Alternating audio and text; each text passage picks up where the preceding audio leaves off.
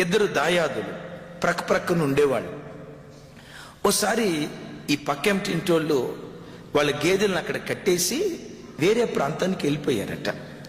సరే, ఈలోపు వాళ్ళ మీద ఉన్న పగ ఎట్లా తీర్చుకోవాలా వీళ్ళకి అర్థం కాక కట్టేసిన గేదెని పొలం ప్రాంతానికి తీసుకుని వెళ్ళి చెట్టు కట్టేసి బలమైన కర్రలు తీసుకొని ఆ గేదెల్ని విపరీతంగా బాధారట.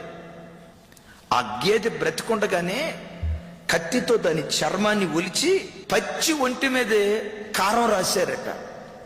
ఆ మూగజీవి బాధ తట్టుకోలేక ఆ దెబ్బలకు తాళలేక ఓ ఓ ఓ అని అరుస్తూ ఉందట.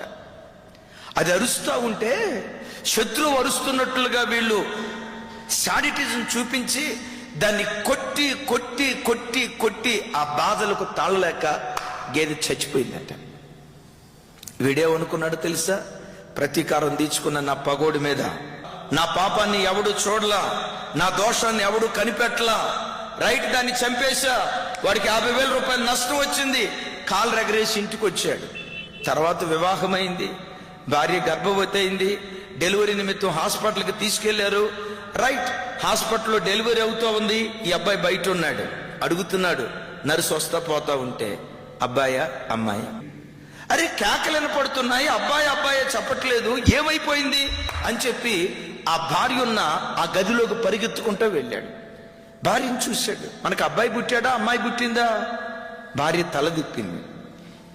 ఏంటి, నర్సుని అడిగినా తల తిప్పుతుంది, డాక్టర్ని అడిగినా మౌనంగా ఉన్నాడు, భార్య అడిగినా ఏం చెప్పట్లేదు, చెప్పకపోగా ఏడుస్తుంది ఏంటని పుట్టిన బిడ్డ వైపు చూస్తే పుట్టిన బిడ్డను చూసి వీడు గడగడగడ ఉణుకుతున్నాడట.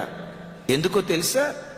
పశువు యొక్క చర్మం ఎట్లా ఉంటుందో పుట్టిన బిడ్డ చర్మం అచ్చం పశువు చర్మం లాగుందట.